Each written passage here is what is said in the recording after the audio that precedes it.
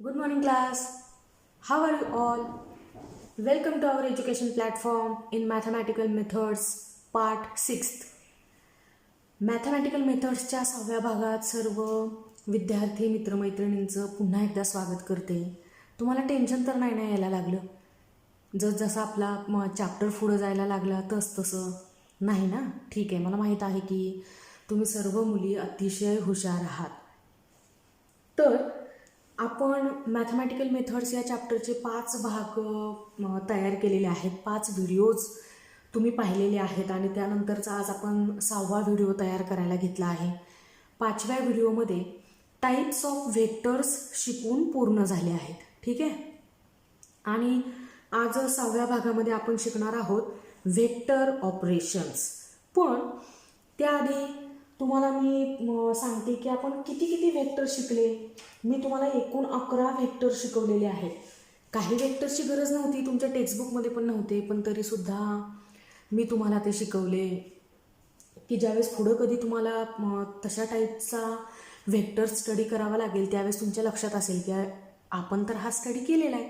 ठीक आहे, आणि तुमचं काम सोपं होईल म्हणून मी तुम्हाला ते सांगितलेले आहेत. तर हे टाईप्स ऑफ व्हेक्टर्स शिकवायसाठी तुम्हाला मी सुरुवात केली. त्यावेळेस पहिला व्हेक्टर मी तुम्हाला शिकवला होता झिरो व्हेक्टर, किंवा ज्याला नल व्हेक्टर असं सुद्धा आपण म्हटलं होतं की कोणत्याही दिशेने जाणारा आणि ज्याची मॅग्निट्यूड 0 आहे असा व्हेक्टर झिरो व्हेक्टर, किंवा ज्याला आपण नल व्हेक्टर असं सुद्धा म्हणतो. त्यानंतर मी तुम्हाला शिकवला होता रिझल्टंट व्हेक्टर. त्यानंतरचा निगेटिव्ह व्हेक्टर की ज्याला आपण अपोजिट व्हेक्टर असं सुद्धा म्हणतो. त्यानंतर होता इक्वल व्हेक्टर. त्यानंतर होता पोझिशन व्हेक्टर. एखाद्या पार्टिकलची पोझिशन देण्याचं काम कोण करतो, तर हा पोझिशन व्हेक्टर करतो. आपण हा पोझिशन व्हेक्टर रिप्रेझेंट केला होता स्मॉल आर बारने. आठवतंय का? आपण एक कार्टेशियन कोऑर्डिनेट सिस्टीम ड्रॉ केली होती आणि त्या सिस्टीमच्या ओरिजिनपासून एक पार्टिकल पी या पॉईंटपाशी आपण कन्सिडर केला होता. तर त्या ओरिजिनपासून तो पॉईंट पी रिप्रेझेंट करण्याचं काम की ज्या पॉईंटपाशी पार्टिकल आहे, पार्टिकल प्लेस केला गेला आहे, ती पोझिशन रिप्रेझेंट करण्याचं काम आपल्या पोझिशन व्हेक्टरने केलं होतं, म्हणजे स्मॉल आर बारने केलं होतं. ठीक आहे. त्यानंतर मी तुम्हाला शिकवला युनिट व्हेक्टर.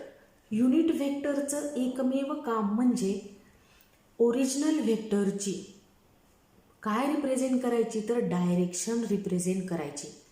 युनिट म्हणतोय म्हणजे ज्याची मॅग्निट्यूड काय असेल, युनिटी असेल. म्हणजे या युनिट व्हेक्टरने एखाद्या व्हेक्टरला मल्टिप्लाय केलं किंवा डिव्हाइड केलं तर फारसा काही फरक पडणार नाही, कारण मॅग्निट्यूड किती आहे, तर युनिटी आहे. ठीक आहे. मग आपण डेफिनेशन अशी केली होती, आठवते का तुम्हाला? A unit vector is used only to specify a given direction or the direction of a vector quantity. Vector क्वांटिटीची डायरेक्शन रिप्रेझेंट करण्याचं काम कोण करतो, तर हा युनिट व्हेक्टर करतो की ज्याची मॅग्निट्यूड किती असते, युनिटी असते. एका रेक्टँग्युलर कोऑर्डिनेट सिस्टीममध्ये किंवा एखाद्या 3 डायमेन्शनल कोऑर्डिनेट सिस्टीममध्ये जर अलॉंग एक्स ॲक्सिस मला एखादा युनिट व्हेक्टर ड्रॉ करायचा असेल तर तो युनिट व्हेक्टर मी स्मॉल आय कॅपने ड्रॉ केला होता. ठीक आहे. कॅप किंवा ह्याला तुम्ही हॅटसुद्धा म्हणू शकता. आय कॅप म्हणजे समोरच्याच्या लगेच लक्षात येतं की ह्यांना कशाबद्दल बोलायचं आहे, तर एका युनिट व्हेक्टरबद्दल बोलायचं आहे. त्यानंतरचा अलॉंग वाय ॲक्सिस मूव्ह होणारा जो युनिट व्हेक्टर आहे त्याला आपण रिप्रेझेंट करतो जे कॅपने, आणि अलॉंग झेड ॲक्सिस जाणारा जो युनिट व्हेक्टर आहे तो आपण रिप्रेझेंट करतो के कॅपने. ठीक आहे.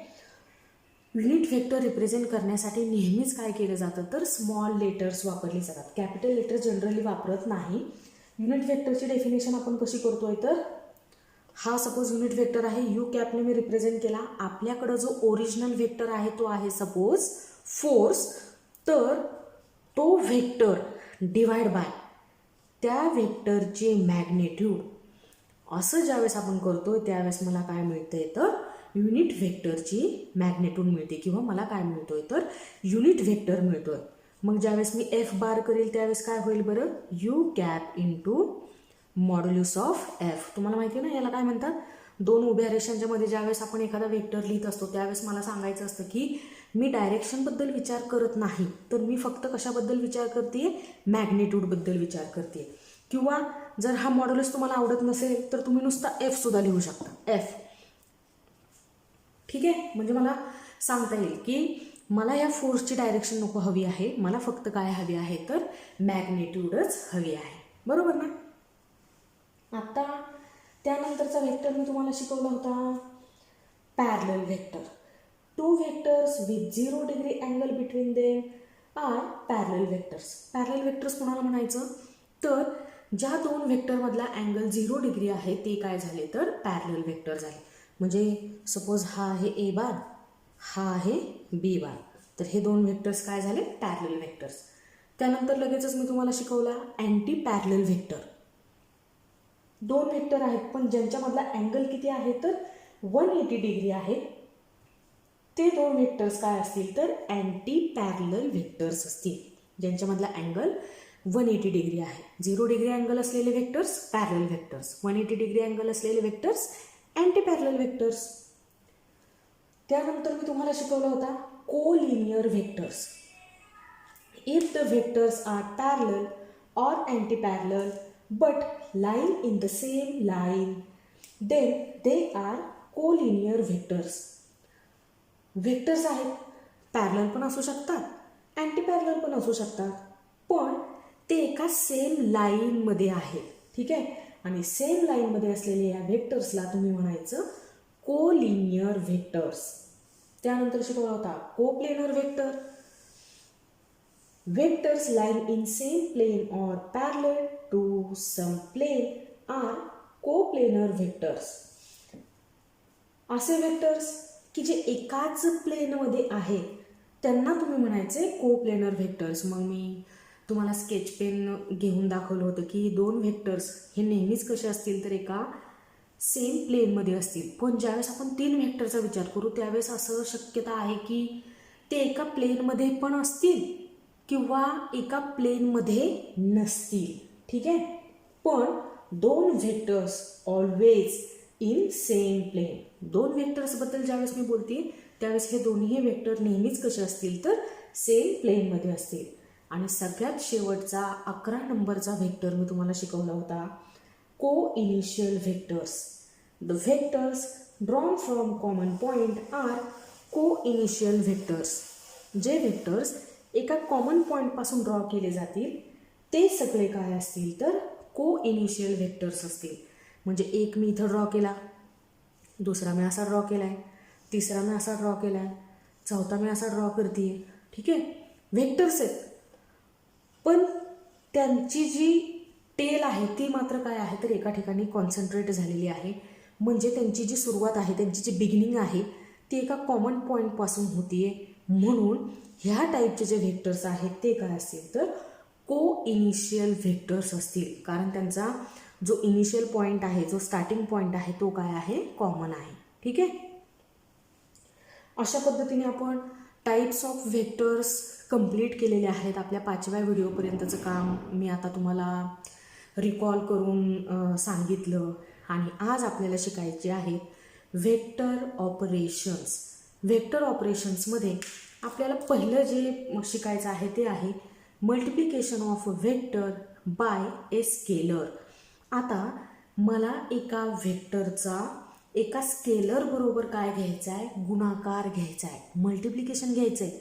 एका व्हेक्टरने एका स्केलरला गुणायचं आहे आणि मग हा गुणाकार काय येतोय ते आज आपण या व्हिडिओमध्ये शिकणार आहोत. ठीक आहे,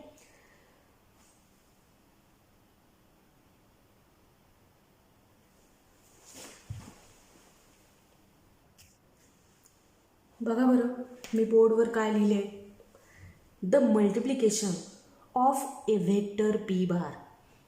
मल्टिप्लिकेशन करायची म्हणजे काय करायचं आहे तर गुणाकार करायचा आहे. ठीक आहे, of a vector P bar. P bar हा व्हेक्टर कन्सिडर केला आहे, त्याचा गुणाकार करायचा आहे. त्या पी बारची मल्टिप्लिकेशन करायची कोणासोबत, by a scalar S. Scalar आहे, स्केलरच्या डोक्यावर आपण बार लिहित नाही, असा ॲरो नाही ड्रॉ करत. एस हा काय आहे तर स्केलर आहे. ठीक आहे, एस हा स्केलर आहे आणि त्या स्केलरने पी बार या व्हेक्टरला मला काय करायचंय तर गुणायचंय. मग गुणाकार काय येईल, ही मल्टिप्लिकेशन काय येणार आहे, हा गुणाकार आपल्याला देईल. काय देतोय बरं, gives a vector whose magnitude is modulus of S. म्हणजे मला लिहायचं की त्या स्केलर क्वांटिटीची ही काय आहे मॅग्निट्यूड आहे. म्हणून मी काय केलं तर मॉड ड्रॉ केला. इथं मॉड नसता ड्रॉ केला, नुसता एस लिहिला असता तरी सुद्धा तुम्हाला समजलं असतं की मला त्या स्केलर क्वांटिटीची इथं काय काय लिहायची तर मॅग्निट्यूड लिहायची. ठीक आहे, magnitude is S times that of the original vector. म्हणजे हा जो गुणाकार आहे तो गुणाकार काय येतोय बरं तर या पी बारला ह्या एस या स्केलरने मल्टिप्लाय केल्यानंतर हा जो गुणाकार आहे तो गुणाकार सांगतोय की हा जो ओरिजिनल व्हेक्टर आहे तो एस टाइम्स म्हणजे एस इतक्या पटींनी काय होणार आहे तर त्याची वाढ होणार आहे. ठीक आहे, आणि मग हा येणारा गुणाकार काय असेल तर तीही एक व्हेक्टर क्वांटिटी असेल. म्हणजे तुमच्या लक्षात येतंय का, मी एक स्केलर क्वांटिटी घेते आणि एक व्हेक्टर क्वांटिटी घेते आणि त्यांची काय करते तर मल्टिप्लिकेशन करते, गुणाकार करते आणि येणारा गुणाकार हा ओरिजिनल व्हेक्टरला किती पट मोठं करतो तर जेवढी ती स्केलर क्वांटिटी आहे तेवढ्या पट मोठं करतो. तुम्हाला माहिती आहे ना की एकावरून अनेकांची किंमत काढत असताना गुणाकार केला जातो. ठीक आहे, म्हणजे हा पी आता ह्या एसशी मल्टिप्लाय झाल्यामुळं काय होऊन जाणार आहे तर मोठा होऊन जाणार आहे, मोठी संख्या होऊन जाणार आहे. आणि येणारा गुणाकार काय असणार आहे, असं आहे ना की एक स्केलर क्वांटिटी आहे आणि एक व्हेक्टर क्वांटिटी आहे. मग हा गुणाकार काय येईल बरं, आपल्याला विचार पडला असेल की स्केलर येतोय का व्हेक्टर येतोय. तर तुम्ही लक्षात ठेवायचं आहे अशा पद्धतीचा ज्यावेळेस आपण गुणाकार करतो त्यावेळेस ती क्वांटिटी काय असते तर व्हेक्टर क्वांटिटी असते. ठीक आहे, म्हणजे एका स्केलरला ज्यावेळेस मी एका व्हेक्टरने गुणतीये किंवा उलट म्हणूयात एका व्हेक्टरला ज्यावेळेस मी एका स्केलरने गुणतीये त्यावेळेस येणारा गुणाकार म्हणजे जे आपलं उत्तर आहे ते काय असणार आहे तर एक व्हेक्टर क्वांटिटी असणार आहे की जिला मॅग्निट्यूडही असेल आणि ॲज वेल ॲज डायरेक्शनसुद्धा असेल. म्हणजे एका स्केलरचा आणि एका व्हेक्टरचा गुणाकार हा एक तिसरी व्हेक्टर क्वांटिटी असते. आले लक्षात तुमच्या. मग बऱ्याचशा एक्झाम्पल्स आपल्याला देता येतील की जे अशा पद्धतीच्या गुणाकारांनी तयार झालेली आहेत. बघा, Q will be a vector whose direction is the same as that of P bar. हा जो मिळालेला आपल्याला Q बार आहे म्हणजे आपल्या गुणाकाराचं जे उत्तर आहे एका स्केलर आणि एका व्हेक्टरच्या गुणाकाराचा जे आन्सर आहे तो काय आहे तर Q बार आहे. ठीक आहे, तर हा Q बार कुणाच्या दिशेने जाणार असेल तर ह्या P बारच्या दिशेने जाणार असेल. ठीक आहे,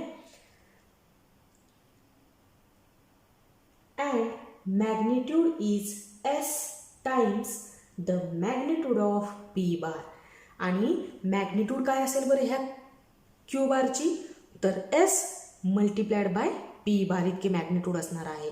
म्हणजे ओरिजिनल व्हेक्टरला S टाइम्सने मोठी करणारी अशी मॅग्निट्यूड कोणाची असेल तर ह्या Q बारची असेल. आणि डायरेक्शन कशी असणार आहे तर along the direction of original vector किंवा P बारच्या दिशेने जाणारा हा व्हेक्टर असेल आणि या व्हेक्टरची मॅग्निट्यूड ह्या दोघांच्या गुणाकारा इतकी असेल. आले लक्षात तुमच्या. म्हणजे इथं आपण काय करू शकतोय तुमच्या लक्षात आलं असेल तर एका व्हेक्टरला एका स्केलरने आपण गुणू शकतोय. ठीक आहे, मी तुम्हाला एक्झाम्पल सांगते म्हणजे त्या एक्झाम्पलने तुमच्या पटकन लक्षात येईल की अशा पद्धतीचे गुणाकार आपण करू शकतो किंवा एका व्हेक्टरला आपण एका स्केलरने मल्टिप्लाय करू शकतो. ठीक आहे, बघा तुम्हाला हा फॉर्म्युला तर माहीत आहे, velocity equal to displacement upon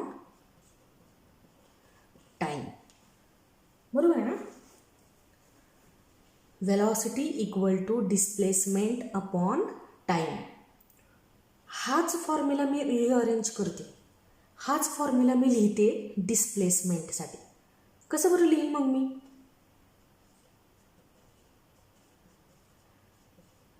displacement equal to, हा इथं टाईम डिनॉमिनेटरमध्ये आला, छेदात येतोय, तो मी इकडं आणि लेफ्ट हँड साईडला आणि व्हेलॉसिटीला मल्टिप्लाय करेल. Velocity multiplied by time. ठीक आहे. डिस्प्लेसमेंट मी रिप्रेझेंट करते एस, व्हेलॉसिटी आपण रिप्रेझेंट करूयात कॅपिटल व्हीने, आणि टाईम मी रिप्रेझेंट करते स्मॉल टीने. ठीक आहे. आता बघा होईल काय, डिस्प्लेसमेंट तुम्हाला माहीत आहे की अगदी पहिल्या व्हिडिओपासून की ज्यावेळेस मी स्केलर आणि व्हेक्टरबद्दल बोलते आहे त्यावेळेस डिस्प्लेसमेंट तुम्हाला सांगून झालेलं आहे की ही एक व्हेक्टर क्वांटिटी आहे. ठीक आहे. मग ह्या डिस्प्लेसमेंटला त्याच्या डोक्यावरती, एसच्या डोक्यावरती काय करेल तर ॲरो ड्रॉ करेल, आणि मग तुम्हाला समजेल की डिस्प्लेसमेंट म्हणजे काय म्हणायचं आहे मला, तर ही एक व्हेक्टर क्वांटिटी आहे. ठीक आहे. वेग किंवा ज्याला व्हेलॉसिटी असं आपण म्हणतो ती सुद्धा काय आहे तर एक व्हेक्टर क्वांटिटीज आहे. टाईम मात्र व्हेक्टर क्वांटिटी नाही. टाईम ही काय आहे, स्केलर क्वांटिटी आहे.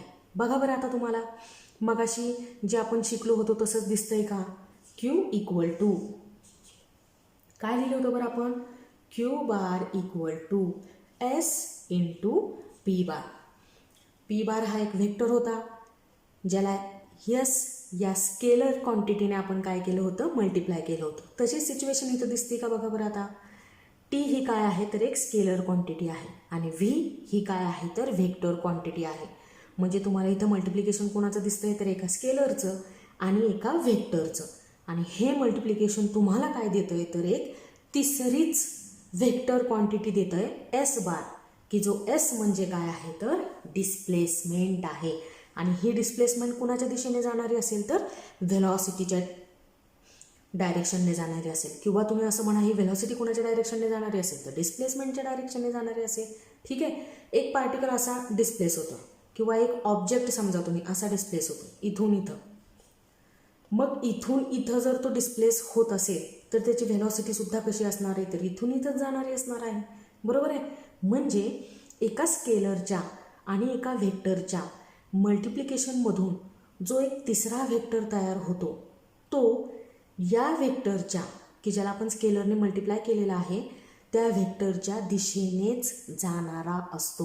ते तुम्हाला ह्या एक्झाम्पलवरून सहज लक्षात येईल. ठीक आहे.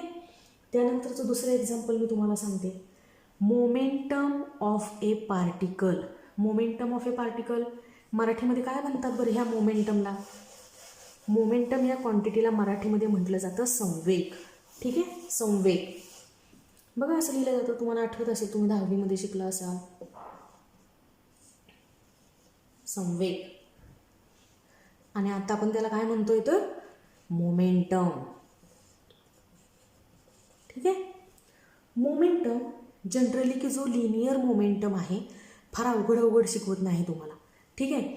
जो लिनियर मोमेंटम आहे म्हणजे एका सरळ रेषेत तयार होणारा जो संवेग आहे किंवा मोमेंटम आहे त्याला आपण कॅपिटल पी या लेटरने रिप्रेझेंट करतो. ठीक आहे. आणि मोमेंटम ही काय आहे तर एक व्हेक्टर क्वांटिटी आहे. व्हेक्टर क्वांटिटीच्या जर एक्झाम्पलमध्ये तुम्ही पाहिलं तर मी मोमेंटम लिहिलेलं असेल. ठीक आहे. म्हणजे मोमेंटम ही एक व्हेक्टर क्वांटिटी आहे. मग हा संवेग किंवा मोमेंटम काय आहे तर जर तुम्हाला याचा फॉर्म्युला आठवत असेल तर तुम्ही असा लिहिलेला असणार तो फॉर्म्युला की P equal to m into v, mass into velocity. Mass into velocity म्हणजे काय असतो? संवेग असतो. किंवा मास इंटू व्हेलॉसिटी म्हणजे काय असतो तर मोमेंटम असतो. पण मग आता परिस्थिती काय, मी स्टडी काय करते तर एका स्केलरला एका व्हेक्टरने मल्टिप्लाय केल्यानंतर काय होतं तर इथं बघा आधी मास हे काय आहे स्केलर क्वांटिटी. ठीक आहे. कोणत्या दिशेने मास असा नाही विचार करत आपण, मास असतं म्हणजे त्याला काय असेल तर मॅग्निट्यूड असेल. ज्या फिजिकल क्वांटिटीचे फक्त मॅग्निट्यूड दिल्यामुळं आपलं काम भागतं किंवा मॅग्निट्यूड सफिशियंट असतं, ज्या फिजिकल क्वांटिटीला रिप्रेझेंट करण्यासाठी तिला आपण म्हणतो स्केलर क्वांटिटी. म्हणजे मास ही काय आहे तर स्केलर क्वांटिटी आहे. व्हेलॉसिटी मात्र काय आहे तर व्हेक्टर क्वांटिटी आहे. मग जी व्हेक्टर क्वांटिटी आहे तिच्या डोक्यावरती मी असा ॲरो ड्रॉ करील. ॲरो नाही ड्रॉ केला तरी तुम्हाला मी म्हटलं की चालतंय, नुसती काय करायची अशी आडवी रेष ओढायची. ठीक आहे. मग संवेग मोमेंटम ही सुद्धा काय आहे मी म्हणते तर एक व्हेक्टर क्वांटिटीज आहे. मग आता बघा या व्हेक्टर क्वांटिटीचा प्रोडक्ट काय दिसतोय तुम्हाला तर एक स्केलर आहे मास मल्टिप्लाइड बाय काय आहे तर एक व्हेक्टर आहे. आणि एका स्केलरचा म्हणजे मासचा आणि एका व्हेक्टरचा प्रोडक्ट म्हणजे काय आहे तर एक अशी फिजिकल क्वांटिटी आहे की जी स्वतः काय आहे तर व्हेक्टर आहे आणि कोणाच्या दिशेने जाणारी असेल तर व्हेलॉसिटीच्या दिशेने जाणारी असेल. ठीक आहे. हे दुसरं एक्झाम्पल तुम्हाला लक्षात ठेवण्यासाठी की एका स्केलरचा आणि एका व्हेक्टरचा प्रोडक्ट होत असताना काय होत असतं, जी तिसरी क्वांटिटी तयार होते ती एक व्हेक्टर क्वांटिटी असते की जिची मॅग्नेट्यूड त्या स्केलरचा आणि व्हेक्टरचा गुणाकार असेल आणि जिची डायरेक्शन ही त्या व्हेक्टरला की जिला तुम्ही स्केलरने काय केलेलं आहे मल्टिप्लाय केलेलं आहे त्या व्हेक्टरच्या दिशेने जाणारी असेल. ठीक आहे. तिसरं एक्झाम्पल आपल्याला फोर्ससाठीचं देऊ शकतो आपण. बघा फोर्सचा फॉर्म्युला तुम्हाला आठवतोय का. फोर्स F = मास.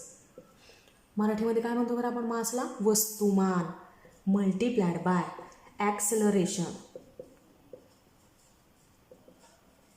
ठीक आहे.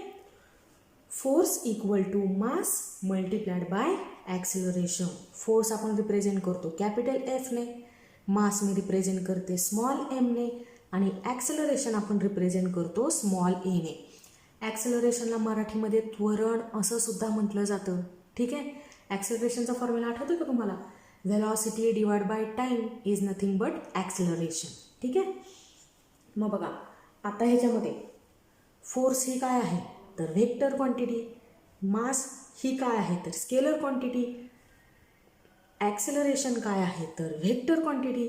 बघा इथं सुद्धा तुम्हाला काय दिसतंय तर एका व्हेक्टरचा एका स्केलर बरोबर घेतलेला काय आहे प्रोडक्ट आहे आणि तो प्रोडक्ट म्हणजे काय आहे तर एक तिसरीच व्हेक्टर क्वांटिटी आहे जी म्हणजे कोण आहे तर फोर्स आहे.